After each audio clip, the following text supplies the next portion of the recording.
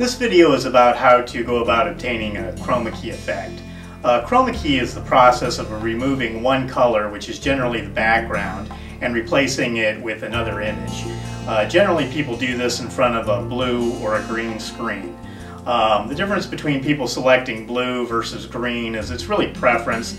Some people believe that blue works better with flesh tones. It seems like the film industry leans more towards using green. We're going to show you in this video is basically going to be how to use nonlinear editors to provide the chroma keying effect, but we'll also talk a little bit about how you can just take the background out of digital photos using things like Photoshop. Some of the things that are occurring behind me are some of the examples you can see using the chroma key effect. Traditionally everybody thinks of it as the weatherman standing in front of the weather map. But there's multiple things that you can do with it. Let's take a moment and talk about backdrops.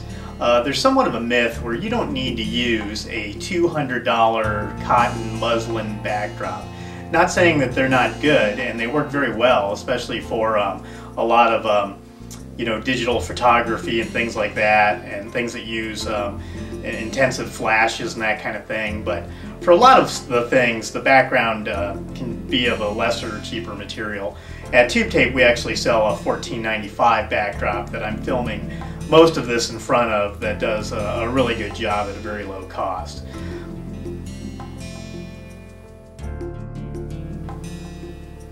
You want to make sure that the backdrop is at least somewhere between 3 feet at a minimum, but preferably anywhere from 5 to 10 feet.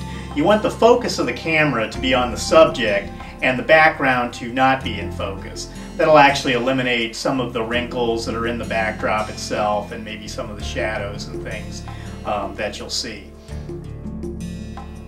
Let's go ahead and talk about lighting for a minute. What I'm using right now is a 3-point lighting system. I have a light on each side of me and I have one in front of me. The lights on each side of me are lighting the green screen that's behind me. I'll go ahead and turn off the chroma key effect so that you can see the green screen that's behind me. What you want to do is you want to get the green screen evenly lit, and that's why you use the two lights. What they'll do is, since they're at opposing angles, they'll cancel out shadows coming in from one side or the other and give you more of an evenly lit look that you're trying to achieve. And then the light in front of me, the other leg of our 3-point lighting system, is to help light the subject matter, which would be me in this case. Another great source of light is actually using just natural sunlight.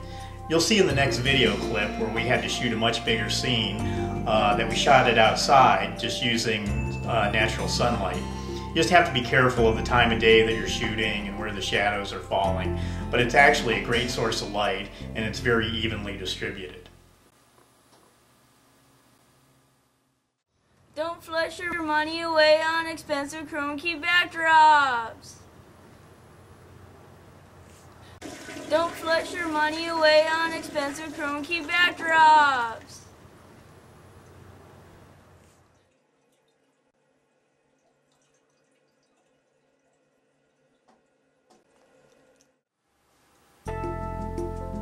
Okay, if you're not going to use sunlight as your continuous source of lighting, then you probably want to look at getting some sort of a light kit.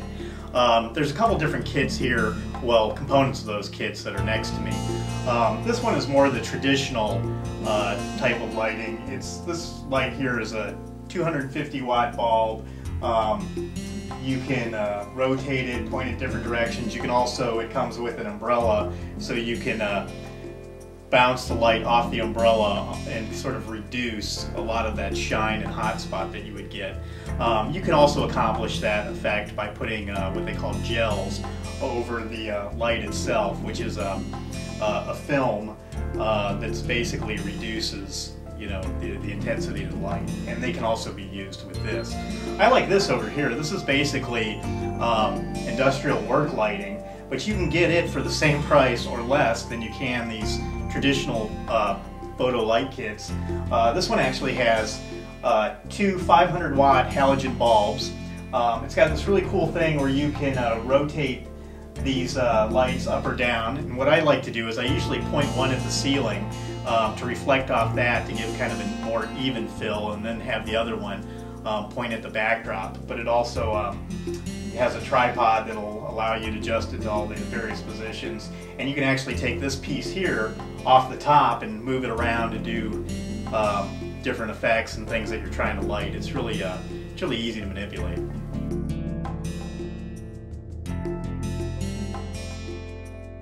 So right now we're putting the whole piece together. The editor that I'm using is Pinnacle Studios. Adobe makes one, Microsoft, there's a couple of them out there. But basically what the editor allows you to do is lay down two separate tracks of video. One of the tracks of video is me standing in front of the green screen, while the other track is the background that we're going to use. And then what I do is I apply the chroma-key effect to the track of me standing in front of the green screen. You'll see a bunch of knobs and little sliders to go in there and manipulate things like tolerance, how much spill you're going to have, softness, things like that. Basically, they're tools that allow you to adjust the chroma key effect so you can get it as sharp as you can and reduce all those little fuzzy edges and imperfections that might have shown up in the video due to lighting or just different aspects.